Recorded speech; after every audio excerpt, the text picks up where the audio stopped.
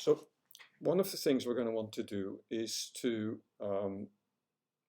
display a moving average of daily cases. There are two ways in which we can calculate a moving average, namely through a table calculation or through a calculated field. We're going to first show how to do it with a table calculation. So on a new sheet, I'm going to drag event date from Hillsborough into the columns card. Now, by default, when you have a date, Tableau will use it as a hierarchy, right? So I can do event date, quarter, and so on. But that's not what I want in this particular case. So I click on the year event date pill, and then I see there's a number of different ways in which I can change it. The difference between these 4 here and these 5 here is that in this case, it gets aggregated by year, quarter, month, and day. In this particular case, I keep those years separate. So since I want the actual day, I'm going to click day, May 8, 2015. Now I'm going to drag in object ID because that's a unique identifier for each case, and you'll see, okay, and then what I do is I change to count.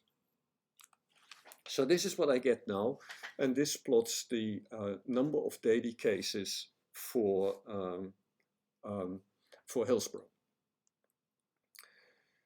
I can change this to a moving average by clicking on the count object ID pill and then do quick table calculation or table calculation.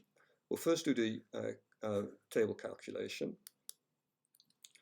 and that allows me to see how I want to display the information. Well, I want a moving calculation, and then by default, you see, it takes sum, previous, next, 0.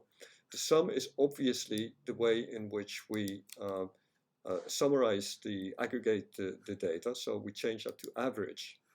And then the previous values gives me the number of days before the current date, indicated by 0, that I'm going to look at. Well, I want to change that to 5. So what I now get is the 5-day moving average. A fairly straightforward way to do it. I could have done it, so let me get rid of this table calculation. You see it gets very spiky again. So if I do a quick calculation, I can do moving average as well. The problem with that is that I now can't control the window. See, by default it sets it to 2. I can now obviously change it to 5. Okay, so a table calculation is a fairly simple way of calculating a moving average.